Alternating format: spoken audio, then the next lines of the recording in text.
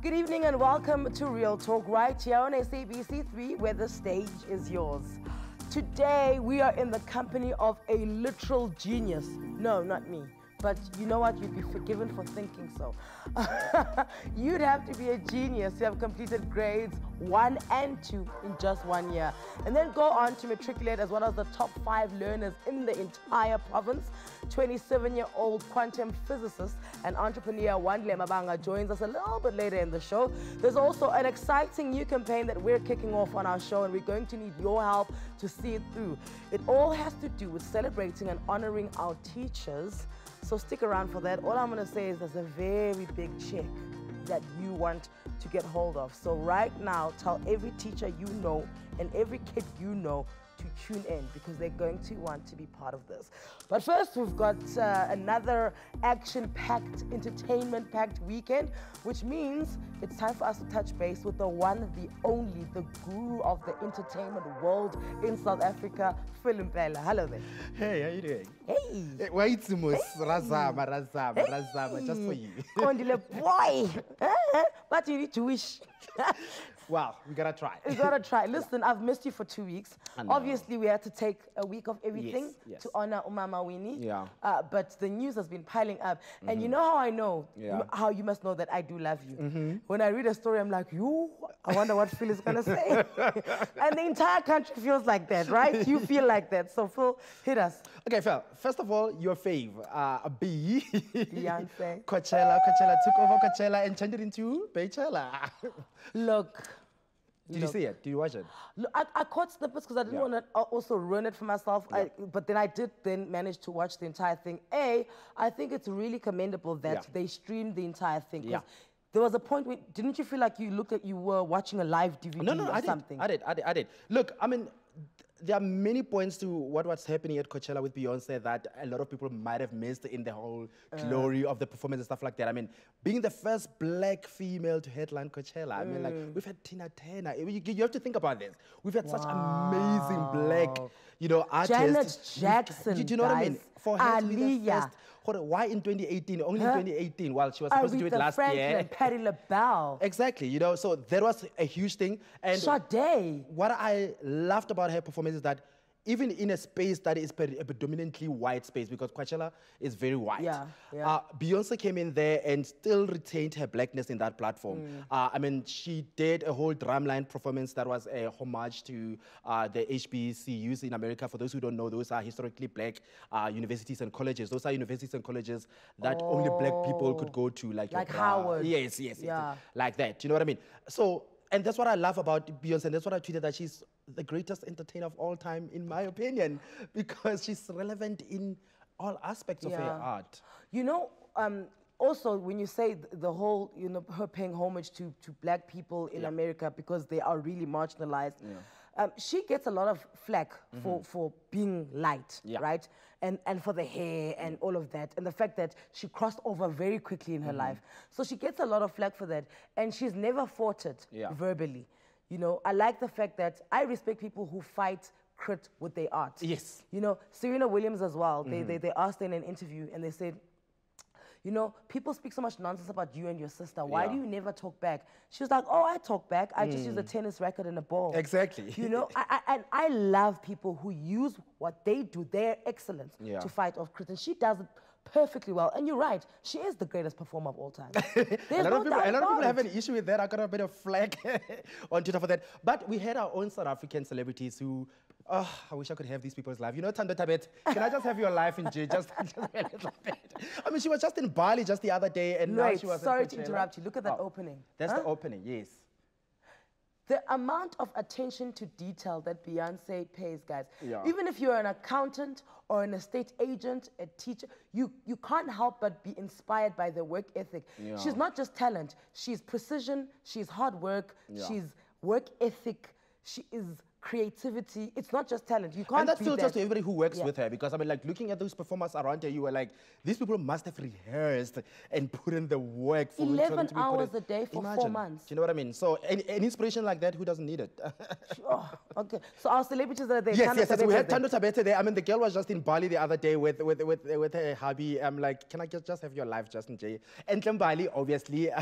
Yes, because Black Coffee is also playing at Coachella. Exactly. Yeah. So she was there. Kulichan as well. Was there, and Generations actress Tuli Pongolo was also at Coachella. She also DJs, hey? Rumor has it. Yeah. She wants I haven't heard her, so I can't really. No. But I know that when she left Generations, there was talk of the fact that she's does very good. music as she well. DJed in my hometown in Umtata, and I was there for the weekend, and she was DJing. She's quite something else. Okay. All right, cool. Coachella done. Next one. Yeah, now we're moving to a rather sad story. I mean, one of the biggest stories over the weekend was the death of an actor. At the time, his name was not being mentioned, and what was being mentioned was the fact that they were shooting a film in Drakensberg, and as they were rehearsing a scene, an actor fell, slipped and fell 40 meters down onto a waterfall, and those were the images that we get. Well, not the actual images of the fall, but like, you know, your mental images. That's what we got. Since then, I've been in contact with people who were part of the production. I've spoken to a couple of people who were there, and they've given us some information. We are able to release the name now because this has happened, like, it's been, what, 2 or 3 days since it's happened. And the family knows. The reason why we couldn't release the name in the beginning was because the family had not been informed of this gentleman's passing. We can tell South Africa right now that this gentleman's name is Odwa Shweni. He's the father of two. Yeah, Odwa Shweni. He's a father of 2. He was a first-time actor. This was his very first role. This was his very first time on a production set. Where were the safety, the safety nets around that? See, that's where now things get a bit tricky, and that's why I also got very infuriated and very emotional on Twitter. Is the thing that, you know, in South Africa, we cut corners a lot. To save costs. However, at the same time, there's a moral thing that we as an industry need to look at, of saying to ourselves that how long are we going to let this go and say that because we're trying to cut costs, we're not going to look at things like safety, because now people are dying. And why was he doing his own stunts? That's the thing. There were no stunt coordinators on set. My sources are telling me that it was raining that day when they got there. So rainy, obviously, on a mountain, slippery. Do you understand? I will have to say that they did rehearse apparently 3 or 4 times before, you know, the incident happened. But there were no it was raining. There were no safety precautions whatsoever. And the other thing that it's very problematic that I think legally is going to be an issue is the fact that they were not even supposed to be there. So there was not a location scout that went there and looked at the place. So it had been cordoned off. It had been cordoned off. So they were literally trespassing there during this shoot. Paramedics were not there, had to be called later on to come and retrieve the body. I mean, what broke my heart is when somebody that I was speaking to said to me that, Phil, we were all just standing there and we had to watch him being washed away by this water because there was nothing that we can do. Do you understand? Because we are in the middle of nowhere. And I'm like, can you imagine? I mean, these people are traumatized. So I'm asking them, so do you guys have any documentation? Because I'm looking ahead now. Indemnity forms. The indemnity form stuff. They're like, no, the only form that they had signed was the Declaration of Health. Now, that means what? That means that before I can hire you as a performer on set, you need to tell me that you don't have any issues. You're healthy, you're healthy, you don't have any allergies. Blood pressure's fine. Yeah. That does not protect your body. It protects nothing. And that goes back into the industry. Do you know that because we are not a legislated form of employment in this industry, if an actor falls on set and breaks their leg, that's on them. Unless the production has the resources to actually pay for that, but they don't have to. That's it. But then if we legislated our industry and we had unions, such things would not be happening. The fact that there were no stunt coordinators on that set would not have happened if we were unionized. That's because that would have been breaking the law. So how do we start a union? Actors, performers needs to do it. Needs to start get together and do something like this. I mean, yeah, we've got SAFTA, which is really not doing much for the performers in this country. I mean, I did ask the question on Twitter, like, where are they? They should have been the first people to send out a message and saying, this is what has just happened, we'll look into it, but no word from SAFTA. I always just find that the complaints go into air and then disappear. I mean, this is tragic, guys. This is fatal. Somebody's husband, somebody's father died because of the negligence of production. It's the same story that I was reading up on. And I know you were tweeting, I was following the entire breakdown on your page with Imbewu, Yeah, where an extra exactly. wrote on Facebook that, you know, extras are sexually harassed by a crew. And I can totally believe that, because at times across the 15 years that I've been being on sets, I've seen it happen. Extras are vulnerable. They're not doing that because they don't have anything to do. They are doing it because they want a break into the industry. Now, there is nothing more vulnerable than a woman who's looking for a break into the industry, and you get to a place, and those guys who work the cameras, who work the stage, who work all of that, they already belong there. So you feel like you have to, in a way, play along. And I'm not saying It's a power that, dynamic. Yes, No, it is. It's a power dynamic. Listen, I'm not saying that Imbewu, this happened with you guys, but I'm saying that it was raised on your guys' show. Now, the thing is, it is a vulnerable place. Because if he asks you for your number and you say no, how do you know that that's not going to block your chances of ever getting into the industry? Ever getting to the industry. It is a very dark time when you don't know how you are going to get your dream. And this is how girls are vulnerable, and I don't like it. And you know what? And I think to a certain extent, we do need to encourage our women to be heroes. I know it comes at a cost, because one of the problems right now with this story with Imbewu is that Anand Singh has come out in the media saying that the producer saying that they could not find this lady, so and he believes that there might be, like, you know, a force that's trying to, you know, sabotage Imbewu and stuff like that, which could be, but totally could be, when we don't have somebody coming out and saying, this is me from Pela and this has happened to me. Because if Anand Singh, the guy who produced Long Walk to Freedom, is looking for me, yes, he's gonna say sorry about it, maybe there's a settlement, but will I be able to work in the industry? And I'm not saying he is that, I'm just saying that for me personally, people get blackballed, guys. If people are already in the industry get blackballed, how much more somebody who's trying to break into it? But you see, but my thing is this, that we need to still, with all of that, encourage women in the industry to speak and name these people. Because, I mean, you look at, I mean, Vatiswan Daha has spoken about her. Brenda Ngoli on this very show spoke about, but then because there were no names attached to their allegations, it just becomes that the same thing that we do for decades and decades, where we just sweep it under the rug and say, because you're not naming any person. Because if you're saying that Phil did this to me, then Phil would have to account, or Phil would have to say, okay, this is what had happened, this is where I was standing. And then if there are other people who can corroborate what you were saying, then they'll be able to come out. But if you're just saying this happened without really putting names behind it, then it becomes very difficult for any industry or anybody to say it. He said, she said, what I mean? You know, let's go to court. Yeah. Phil, as always, very enlightening, such a pleasure. I'm going to be following the developments on that Order story. I think it is tragic. Our condolences to the family. Phil will be giving you, you know, as it happens, when it happens, he'll update you, and that I'm pretty sure he'll be here next week Monday with Azania, so that he can bring you up to speed on that one. A big thank you to our entertainment blogger who is feeling better. Look, today we're also turning our attention on education. Later we'll meet a quantum physicist, Wandile Mabanga, who made headlines as an impressive learner and now an entrepreneur. We've also got an exciting, I'm so excited, exciting new initiative we'll be launching as part of acknowledging and appreciating the efforts of our teachers. After the break, we hear from the Department of Basic Education about what some of the partnerships they're involved in improving the education sector. Troy Martins joins us next. Come back.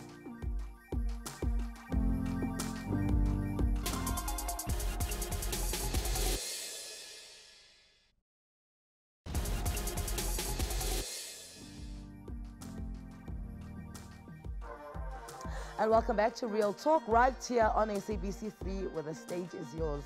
When it comes to the challenges of South Africa, the challenges that South Africa is facing with regards to our education, the problems are many. South African learners' performance is often criticized regarding the high literacy rates and the low output in producing maths and science qualifications. Then there's the issue of marginalized schools that are still under-resourced with regards to tools that aid in learning. That's notwithstanding the pressure that educators find themselves under in attempting to do their work. But if there's one thing we know for sure, it's going to take the efforts of both government and private sector to fix our problems, and parents. To talk about some of the initiatives currently in effect in improving our education sector, I'm joined by the spokesperson for the Department of Basic Education, Troy Martins. Troy, thanks for your time again. Evening, Anele. Always good to be here. Last time we were here, we were talking about homeschooling. Yes. Which got heated, but you know, you and I can talk about that over tea. Today we're talking about the initiatives that you guys are partaking in. It must be such a schlep. There's no other way to put it. A schlep, a dark time for every time results come out. You know, the maths and science marks are just constantly hounded on. You know, we can't even highlight the good things that are happening. Perhaps the history mark is up. Perhaps the geography mark is up, and no one knows those things because we're focusing on maths and science. Why is it that such a spotlight on those specific subjects? Well, I think those are key subjects for us. They're very important. We need them to bolster our economy and a number of other, they're gateway subjects essentially. But I think we need to remember where we come from, and we get excited every time we see those results because we're seeing green shoots and we're seeing the improvements. We come from a very low base, obviously coming from a country where we've had 14 different education systems. We've now got one education system that your learner in rural Eastern Cape is doing the same curriculum as a school here in Johannesburg. So we've really come a long way. And we're seeing the improvements in maths and science as well, especially. We've seen improvements in our TIMS results, which is the International Trends in Mathematics and Science Study. And we're very excited about this. And yes, it is still not where we want to be. We still have a very long way to go, but we're getting there and we're seeing the improvements, and we believe that we are on the right trajectory. So who do you partner with? Because I was racking my brain here. Who could the Department of Basic Education partner with, with these initiatives that you guys are doing? So I think we're very lucky in the education sector in the sense that everyone is passionate about education in some way or form. Everyone cares. And we've got some great partners. Just last week, we launched an initiative with Anglo American. Oh, perfect. So they're partnering with us. We have partnerships with Vodacom. We have partnerships with Cecil and Zalo. They do a lot in terms of our maths and science education. We have so many partnerships. There's too many to mention. But one of the biggest partnerships we have is the National Education Collaboration Trust. And that is where a number of our biggest corporates, your banks, your FNB, your ABSA, your big telecom companies, your retailers, your Woolworths, there are so many that are part of the National Education Collaboration Trust.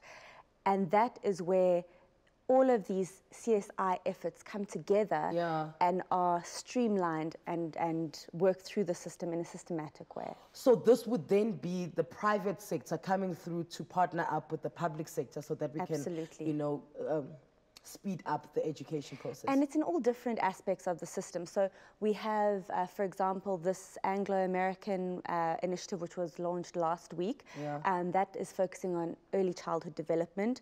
We have, I mentioned the Cecil and Zalo, which focuses on your maths and science education. They've done a lot of our workbook, digitization of our workbooks. We have the Vodacom Foundation, which runs and sponsors the Vodacom eSchool, which is an ICT initiative. And are all of these, well, not all of these, are any of these angled to combat the teacher shortage that we find ourselves with?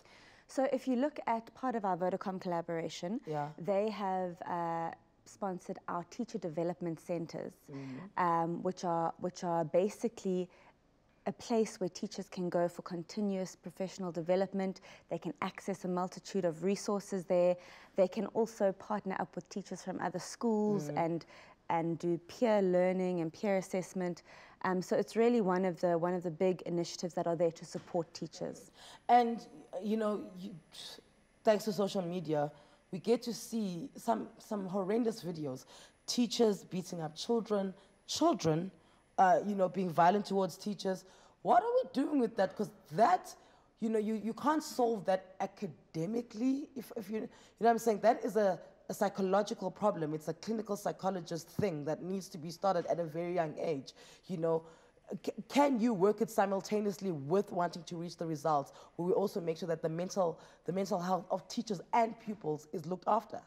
Absolutely, and this is a very important area, is your social psycho services in schools. And another partnership is with our universities, where we have our psychology students that are going into our schools and offering psychosocial services as part of their in-service training.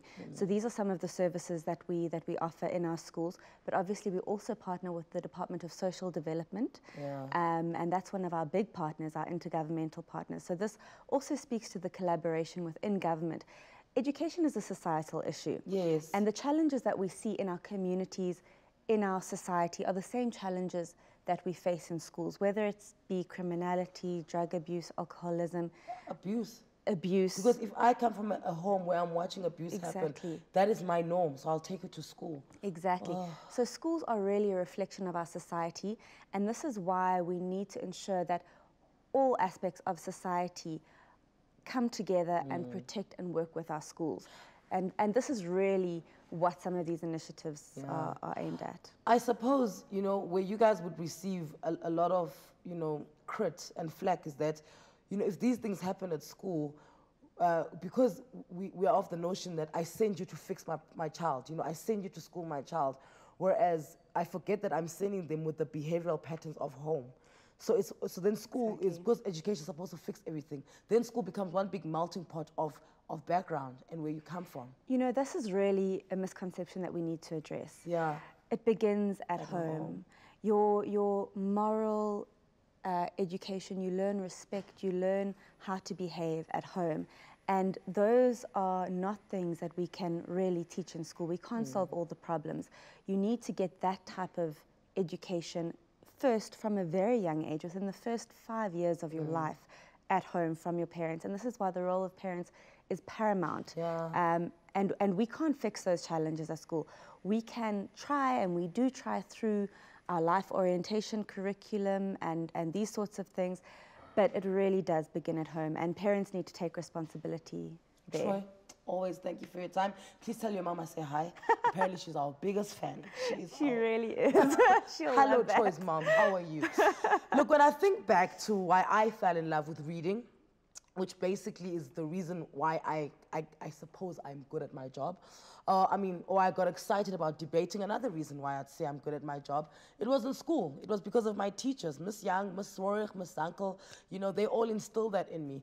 So when teachers are passionate about what they do, they create the kind of environment that allows any child to soar.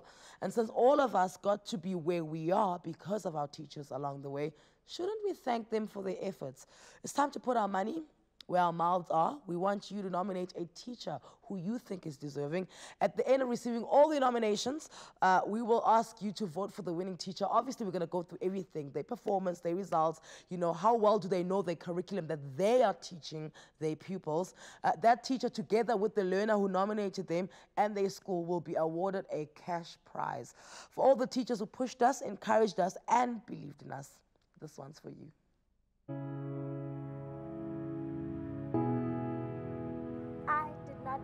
Myself before.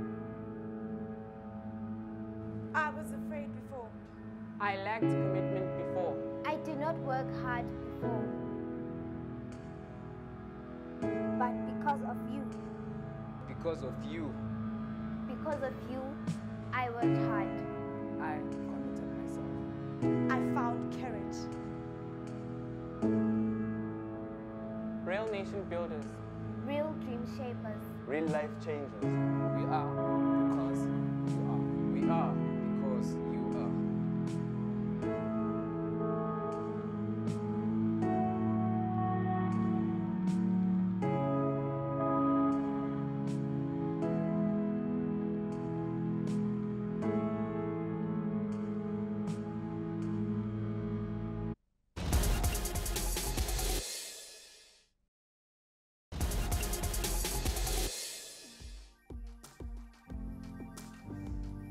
And welcome back to Real Talk on SABC 3, the stage is yours. So it was a French poet, and let's just hope I get the surname right, Charles Baudelaire, who wrote, "Genius is nothing more nor less than childhood recaptured at will."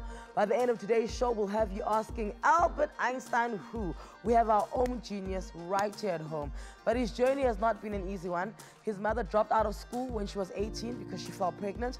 Throughout his schooling career, the entire family relied on his brother's social grant and his dad's minimum income. At times, the financial situation was so bad that he resigned himself to the possibility of not being able to go to university. But today, he has overcome it all. He blasted his way through school by scoring 100% in maths and science. At just 22 years of age, he was completing his master's dissertation in theoretical physics. Now he's a 27-year-old entrepreneur who's also in high demand as a consultant. Please welcome to the show the genius who has impressed us all, Wandile Mabang. Welcome, Wandile. Wow, what an introduction. Thank you for having me. I wish that was me. Oh, it is you, though. I know, I'm joking. Wait a minute, okay. So the entire team was sitting and we're discussing, oh, he's a genius, he's a genius. And the one question we all want, do geniuses know that they're geniuses? I don't think that's how we think of it. We see ourselves as people who've done so many small steps that when someone looks from outside, it looks huge. But for us, it's small steps, a lot of them. Because, I mean, you're a genius. Okay, fine. Also, then how are you qualified a genius? Do you write a test and then they're like, genius? I think it's someone who thinks and follows that thinking. Okay. They literally go out there and look at what's already there and look at their questions. And if there's nothing that answers that question, they go beyond. Okay. Because I know you asked the question, why do we grow? Oh, why we grow up? Yes, why we grow up. Oh, I was very young. Yeah. Oh, okay, good. So what's going through your mind right before you decide, right before you are puzzled by the fact that we grow up? Because I was just like, well, they're grown, so obviously that's that's the natural order of things. But that's why you're a genius, because you just didn't accept the answers that you found there. You know, you questioned them. So what goes through your mind? I think you're looking at things from a different perspective. I like to think of a photographer who's taking a picture of a flower. To me, it's just petals and, you know, that small thing that comes out. Yeah. But when they look at the processes that are going inside, why is the bee attracted to that flower? What is it doing? So those are the sort of information that you have access to when you really look at something and you try to understand what it's doing. I want to go to, was it Umsobomvu Primary School? Yes. Where you were. So you complete grade 1 and grade 2 in the same year. How does it work? Is grade 1 the first 6 months and grade 2 the second 6 months, or did you just do everything double up? So it's the first one. So first 6 months after Statu Palama test to Memut, no, dude, you should go to grade 2. So I went to grade 2 and yeah, it was okay. And then I finished, the next year I did grade 3. And your parents, when your teacher says, Wandile will no longer be in grade 1, grade 2, do they not panic? Be like, later in life, it's going to come to catch up with him, and then it's going to, you know, it's going to be the young one, it's going to be 16 and in matric, and it's going to be bad for his development, and all of that stuff that parents say when they're scared. I think I was fortunate to grow up in a household which was open-minded. Yeah. I mean, I saw from small things like picking up a remote as a small kid. Instead of saying, hey, uzoipula, they're like, what do you think is going to happen if you press it? So I never had the issues of like a parent saying, hey, this is how things are done, and that's how we should do things. So I was very fortunate to grow up in an environment like that. So what you're saying then is geniuses are nurtured and not born. Exactly. That's why I say it's tricky. It's a bit of both. It's a bit of both. Balance. I think so. But I think a huge portion of it is nurtured. You know how we say that like talent is 1%, and then hard work is 99%. I truly believe in that. Okay. I truly believe in that. So that's the one stat you didn't question when you got to Earth. 'Cause well, I mean, I look at everything. Like, look at sports, for example. Yeah. Some people will say, like, look at Messi, he's amazing. But let's go behind the scenes. Yeah. This guy has been amazing for 10 years, for example. Yeah. There's many other amazing sportsmen. Yeah. But they work harder than everyone else. So they are naturally talented, that if they didn't work hard, they would still be professional athletes, but not the gods of the sport. Exactly. You wouldn't be pushing boundaries if you don't work as hard as you should. Yeah.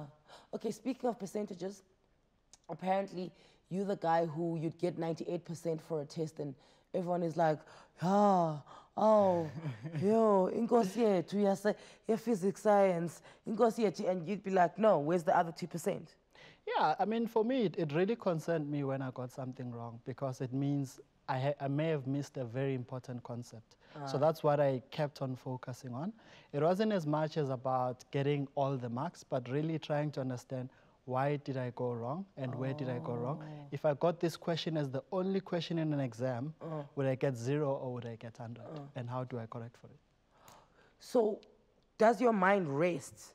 Because, you know, when you think genius, the way movies would portray you is you are constantly You know, numbers are constantly going through. You're like, X squared equals MC, the pie chart. You know what I'm saying? Do you feel normal? Are you normal? Can you just sit in and not think about solving things? I think everyone is normal. It's just that some people spend more time in solving certain problems. Okay. If you're writing a literature book, you're always thinking about the next chapter. True. So even when we're sleeping, we are solving some problems. I mean, you've seen people wake up in the morning and they're like, oh, wow, there it is, there's a solution.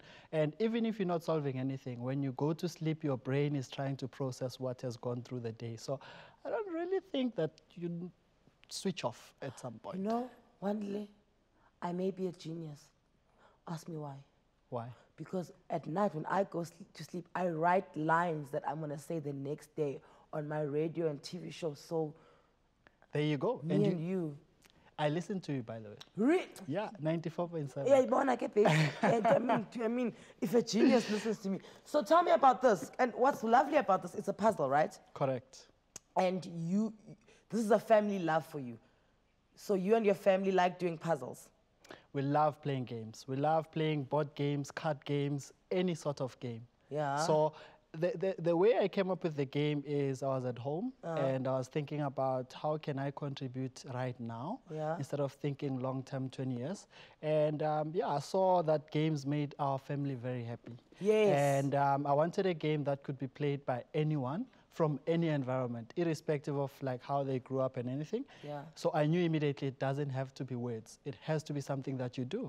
So I struggled for a few months to find something that anyone could do that would be meaningful. It would be engaging and educational until I saw a map. I'm like, oh my God, so much power.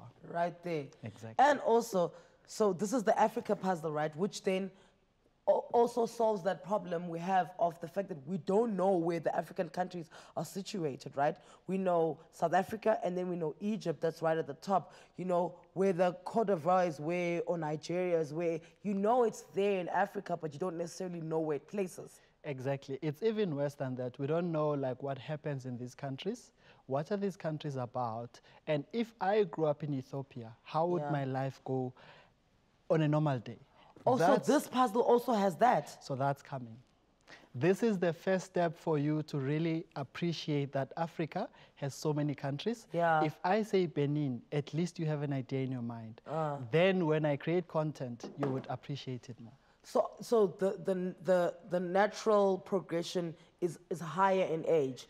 So this would be the introductory one. Exactly. And then, you know, as you go older, that's when the facts of the different countries start coming in. Exactly. And then the different currencies and the different dialects and languages and food and sports and all of that. Precisely. And my long-term goal, I really hope that I can do this in my lifetime, is to bring you Africa where you live. So what does that mean? Now you know the facts, you know everything. Can you experience Africa at the Sandton Convention Center? Yeah. So you go there, there's food from Ethiopia, there's food from Somalia, there's music from all over the continent. You can buy books in Swahili for your young one.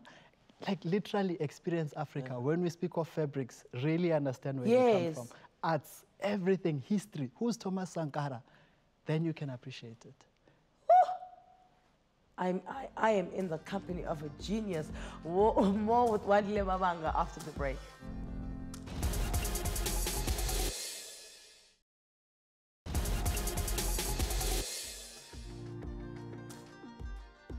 And welcome back to Real Talk. You are on SABC 3. The stage is indeed yours. At just 22 years of age, quantum physicist, and I had to practice saying that word, by the way. It's a bit of a tongue twister, that one. Anele Mdoda was already writing his dissertation for his master's degree in theoretical physics at Wits University. This field is so specialized that his mentor was one of only 2 people in the world qualified to supervise him. But once he had completed his studies, he found himself at a crossroads, deciding between studying further or going into business, with a firm belief that education is meant to be fun and engaging, as well as his passion to make Africans embrace their diversity. Anele stumbled on the perfect business idea, which we just discussed, Map Blitz, and there's going to be a rollout for that. Right now, it's a puzzle of Africa. It's going to come with information about Africa, about the countries, not only where they are, what they do, what they eat, state? What language are they speaking, right? Who the presidents are, who are the biggest icons that come out of those countries. And you know, when you know stuff like that about your continent, that's when the power lies, right? Which is what I want to speak about as well, because you didn't come from a well-off family. How do you not let poverty define who you are? Because I do believe there are many geniuses that we have in the country, but our poverty stats are so high that they trample on such dreams. So how did you get around it? So I think for me, I always looked within. Yeah. As soon as you start to compare yourself with other people and you wonder how life could be, you lose some of the intrinsics that make us humans. And that is looking within and looking at, I mean, I still have 2 eyes, I've got 2 hands, and I can go to the shops. The simple things, I breathe normally. Yeah. And that was enough for me. And I just wanted to learn about the environment. I see the same tree that you see in town. Yeah. Like, I have the same access to information. So that for me was more fascinating than having a better road, you know. And yeah, those are things that I think are luxury that I didn't need at the time. So obviously then, I mean, you consult and you've got this master's degree. So you're not necessarily poor anymore. I would agree with that. Okay. I think I can survive. You can survive and your family can survive, right? Doesn't then the opening of opportunity then diminish that drive in you a little bit? Or do you only just then get exposed to more things or have more questions about life and more problems to be solved? I think for me, it actually encourages me. There's a responsibility that comes with having resources. Yeah. And I think a lot of us, when you have resources, you lose that. And you think, oh, wow, I'm entitled to do this. You know, this is who I was supposed to be. And that's when you misuse things. So having had so many people who, growing up, tried to make sure that I grew up as a normal kid and I ask questions. It is my responsibility then to say, hey, this is what I'm thinking. Am I thinking the right things? And the world will tell you. So that's one example with a puzzle. I've got a puzzle. I think it would be awesome to learn about our continent. Not everyone can travel. So why not bring Africa where you are? I like what you just said. There is a responsibility that comes with resources. You know, having resource doesn't abdicate you from moral. Exactly. And moral compass and kindness and service. Exactly. So when one has a master's degree in theoretical physics, what is it that you can do that I can't? I can write letters in a specific order that when you think about that ordering, there's some ideas that are intrinsically hidden.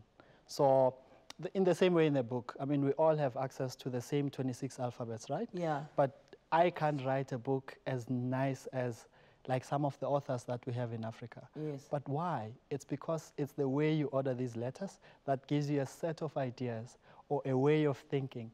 And I don't have access to that. You don't have access to what I have access to. I still don't know what you do. No, I don't. So we ask like simple questions. At high school, what is water? Someone tells you it's H2O. Yeah. And you're still like, but how is that answering what I'm asking, you know? So what makes up water is what you are exactly. You've just told me a name, right? But if I really want to understand water, I have to see what it really does in nature. And that's the only time that you can understand something. So my physics education gives me access to ideas of understanding nature that it takes a lot of training to gain. Yeah. All right. Look, in his own words, Wandile Mabanga has said the teachers had a love for what they were doing. From the time he was in primary school right up to his master's thesis, Wandile has had a support system of educators that have helped him along his journey. We talk about the importance of educators with him after the break. Every day at the Reformed Church in Diepsloot, Molebogang Mogale, under the mentorship of Pastor Semenya, positively impacts the lives of people in their community.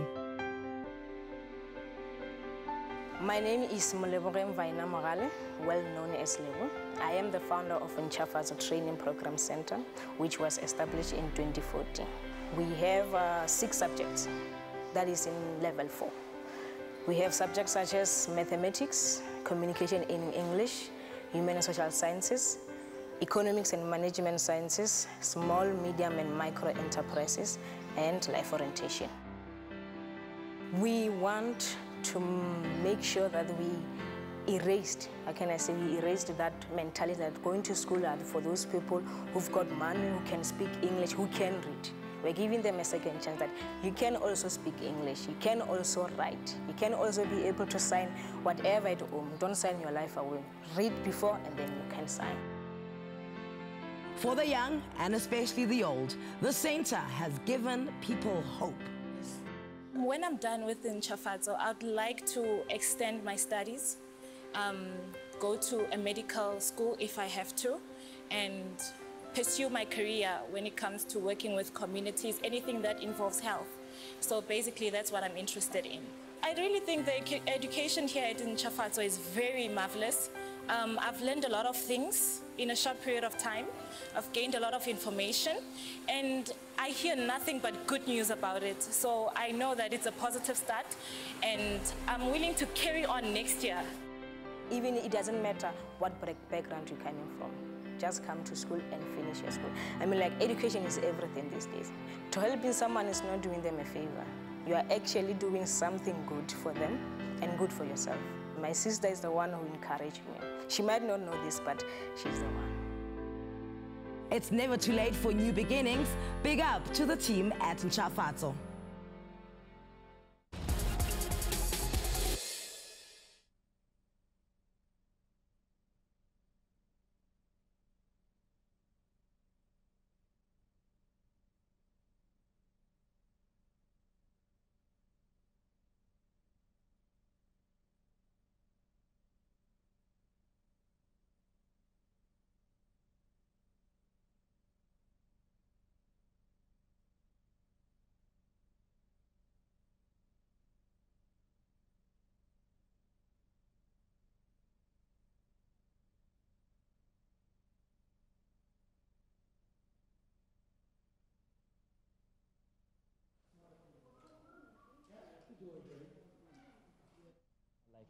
Yeah. And also, you're right, just traveling, just taking them places. You know, that's like.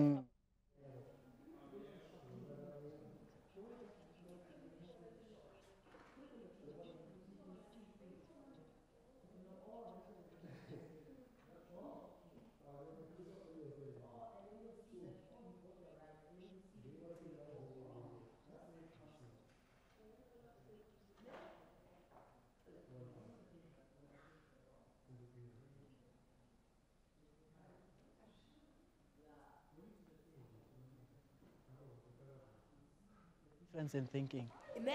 Yeah. Small thing. Yeah. And the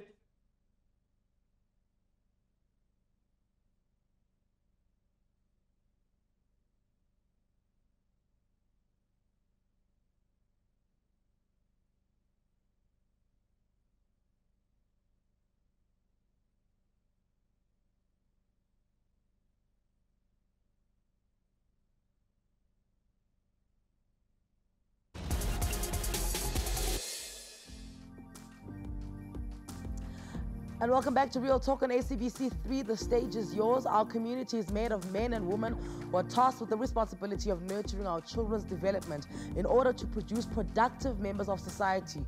We at Real Talk would like to acknowledge and thank these individuals who do work hard, who do this hard work despite the sometimes challenging circumstances that we've spoken about earlier in the show. Today, the stage belongs to Real Teachers. We want you to nominate teachers who you think are deserving of praise. Email us, teachers@cheekymedia.co.za. We'll be introducing these teachers to you over the next few months and ask you to vote for the most deserving one.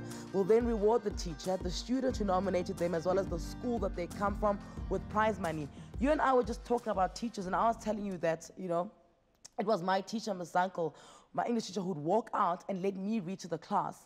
And therefore, she developed the way that I speak. And this is why I can be engaging when it comes to the way that I speak on radio, on TV, on stage. Who was your teacher? I had a set of teachers. Yeah. So in grade 6, I had an amazing maths teacher. He was my class teacher, Mr. Tabete. Yeah. He taught us fractions. And yeah, he was an unconventional teacher because he was not an authority figure. Yeah. He wouldn't always say, hey, the lesson 1/2 plus 1/3, this is the answer. Yeah. But he would ask us in groups to try it. Yeah. And then say, hey, where do you think you went wrong? Yeah. You know, so that was one teacher. And then in high school, Mrs. Lebenbeck, I think she changed my life. This was through Star Schools before Gautrain was built, sponsored by Gautrain. And she was passionate about physics and science in general. And yeah, she simplified the subject so much that I could follow. And your maths teachers, maths and science? So maths and science, I had Mrs. Njoli in grade 12. She told us immediately that, guys, I can't teach you higher grade, but I've got a colleague that you can go to. So again, exposure to another school. After school, we'd go to a Kenneth Masikela and attend higher grade maths and then come back to class and explain it. I like her. Who? Tulin Njoli? Tandi Njoli. Amazing teacher. Amazing teacher. Yes. All right. Well, look to your right there. And here she is, Tandi Njoli, the amazing teacher that gave us this genius. Hello, ma'am. I'm brilliant. Rub off on me. Rub off on me. Lovely to meet you, Anele. Please sit down. Thank you very much. So, could you see that we have a genius here? I cannot believe it. Amara. How are you? Thank you. Thank you so much. Thank you. All right. But you need to tell us about him as a student. Because, I mean, you know, masters in theoretical physics. He's consulting around the world. He's building puzzles to teach African kids. Did he always have the nurturing element in him? Because I see he's a genius, but he's very nurturing. He doesn't want to leave anyone behind. He is a genius, and his geniusity did not put him on a pedestal. Yeah. He was always grounded. Yeah. Being a genius and a hard worker at the same time. Yeah. He used to keep me on my toes because I wouldn't sleep when he gives me a problem. He would go to Star School and then come back with a problem. And I won't sleep on that day because I'll have to solve it, because it would be embarrassing for me to go back to class, not have solved the problem. So it's a case of the teacher, you know, sharpening the student, but the student also sharpening the teacher. Exactly. Oh, I love that. So listen, we have, Tabang, can you please bring this check? We have a check here, and we're launching an initiative, right? We want to give away some money to the teacher of the year, right? Okay. So we want you to help us to launch this, right? Okay. We want people to nominate their teachers. Talk to me here. We want you to nominate your teacher. Teachers at cheekymedia.co.za. Tell us about who your teacher is. Yeah. You know, tell us about your teacher, like Miss Njoli, who made this genius, who helped this genius to sharpen them. We want you to email us. Tell us the stories, what you love about them, what they do, how they challenge you, how they put you in the right way. Even when they discipline you, tell us about that as well. Teachers at cheekymedia.co.za. The prize money, can you tell them what the prize money is, man? 150,000 rands. Genius, tell us how much is the prize money? It's a huge amount of 150,000 rands. There is 150,000 rands that is up for grabs for the teacher that you tell us about. And this also just is us inspiring teachers. All of us were made by our teachers. I'm pretty sure you were also made by your teacher. That's why you wanted to be a teacher. I really believe that we don't give teachers enough credit, you know, and we'll highlight all the bad that happens. We'll highlight the bad marks. We'll highlight, oh, if a teacher did something wrong, you know, the parent is quick to judge. But, and sometimes rightfully so. Look, we're not saying anyone here is to blame, but I'm just saying that it's a thankless job. They don't get paid all that much. You know, they make us make money, they make billionaires, they make millionaires, and no one thanks them. So as a show, as a channel, you know, we're inspired by stories like this. We want to give you 150,000 rand. And if you're a corporate and you want to jump in here and give more money, by all means do so. By all means do so. We want to reward the teacher, we want to reward the student that nominated, but we also want to reward the school so that maybe you could upgrade your lab, you could upgrade your sporting facilities, which are also just as important as the education. So this is our bit to make sure that South Africa is on the up. We can feel it, right? Even after Mam Winnie passing away, our feeling is on the up. We were here, we can only go up from here, and we want to be part of that. And the only way we can do that is if you are also part of it. To show our seriousness about honoring real teachers, we're going to begin with the first donation, which is 150,000 Rand. Thank you so much for joining us. Thank you so much, Wandile Mabanga. Thank you so much, teacher. Tomorrow, Azania takes over. I'm going to go on a break. As you can hear, you know, lady needs a break. Thank you so much for joining me. I will be back on the 30th of April.